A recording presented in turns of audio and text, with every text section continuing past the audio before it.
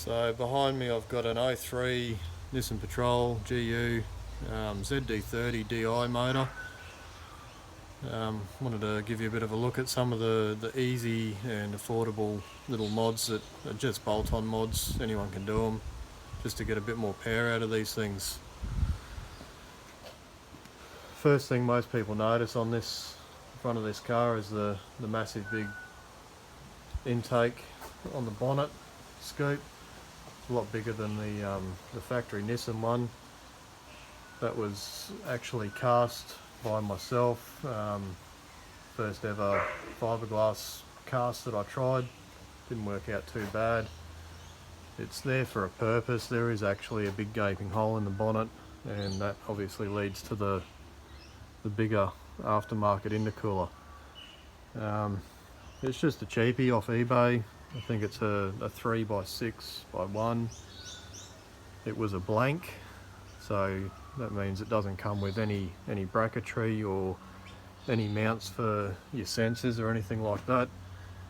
Lucky enough to have a mate that's good on the TIG, so he's put that block on there just to carry the boost sensor and put some mounts on it so I can actually bolt it down. The reverse IC pipe mod, I don't know what technical difference it makes. It feels like it spools a lot quicker. Apparently you get a little less heat soak because you don't have your cold line running back over a hot turbo. And the 180 was originally a 180 silicon. I've gone through 3 different 180 silicons over the years. They just don't hold up. You get ballooning, you get splitting, you get pipes that don't have the right shape or length, so they tend to kink a little bit and reduces your flow. So that one I just knocked up, just lobster cut some exhaust to get a 180 at the right distance for what I've got it set up to, and it seems to work fine for me. The air intake and air box was a kit from Demon Pro. Can't remember what it cost me, but it's not a bad kit. It fitted up quite easily, no complaints, and it actually flowed so much better that I had to get an ECU tune after that. Didn't have the tune and put that kit in, and I was just getting limp mode every time I drove it, and it was just a nightmare. So if you're gonna do the air intake and air box modification, think about the fact that you may need a tune. The Telix is another mod that's pretty much a must-have on these. The factory boost control system just doesn't do its job properly. It spikes, it under boosts over on high speed driving, so you know you're sitting on the highway and your factory boost control is only making 2 or 3 psi, and that's when you start getting really hot motors and high EGTs. You need that boost. You need to be getting at least 9 psi in my opinion to keep that motor running good and cold. I've actually got the bleeder valve for that plumbed into the cab, so I can fine tune it on the fly. The old catch can is another must for any diesel really. Couple that with the EGR delete and cleaning out the intake pipes. It's a must for any diesel that's especially got a few Ks on it. This one's got over 400,000 Ks on it now. What else have we done under here?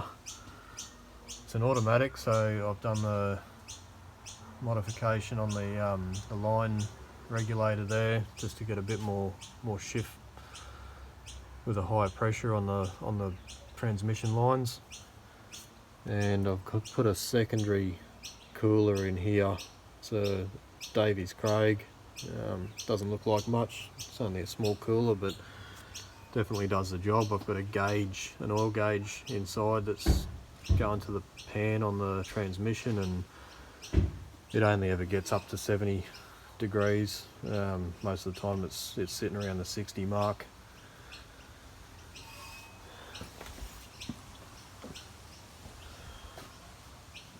Can't think of whatever else are the belt tensioner. Now, the hydraulic belt tensioner on these are a problem, but the solution and what I actually went to, I don't recommend.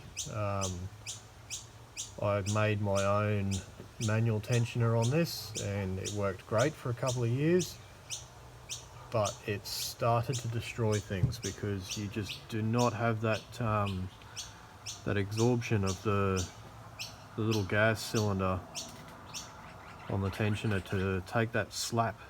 So your belt's so big, it's got such a big distance between your alternator and the crank pulley that at high RPM that belt's slapping around like crazy, and you don't have that little tensioner shocky on there. It's going to put pressure on your pulleys, on your bearings, even on the mountings, and I've found that. I've destroyed a few pulleys. I actually cracked the mount that it was bolted to. It's for longevity, it's not a good idea. So as painful as it is, keep buying those tensioners. Keep a spare or two if you're doing long distance trips. I don't recommend doing the mod. If you're wondering why it's so oily and shiny under here, it wasn't for the purposes of this video. It's an ugly little motor, so you know, bit of oily shine's not going to help it there. It's the fact that I've just come back from a day on the beach, and I like to soak everything with lanolin after I've been anywhere near salt water. Hence why this 20-year-old vehicle with 400,000 Ks on it has no corrosion, no rust. It's rust-wise in very good condition. The other thing we've got down here is everybody's got a 3-inch system these days with the Cat incorporated. It's just got a single muffler under there. Where is it? Single muffler under there. Sounds like a Massey Ferguson with a severe case of diarrhea, but it's a 4-cylinder diesel. That's what they sound like. If you want really good noise, don't buy a 4-cylinder diesel. Power wise, I've never had it on the dyno. I would like to, just to see what it does. If I had to guess, I would probably estimate somewhere around 120 horsepower, which is, not impressive numbers, but for what it is and for what it used to make, I think that's pretty decent. It feels powerful to me. I drove it without a tune and without all of the mods for 7 years, 8 years before I started doing any decent mods to it. Then another couple of years without a tune, and once getting that tune done, I absolutely recommend Border Automotive. If you've got a DI and you want to get the postal system to send your ECU to them, and he will tickle it and it will come back 100% on what it was. That's been the biggest difference to this vehicle out of any mod. I should have done it a long time ago. Well worth the money. Anything else you guys want to know, just drop a comment and I'll see what I can do to come back to it. Thanks for watching.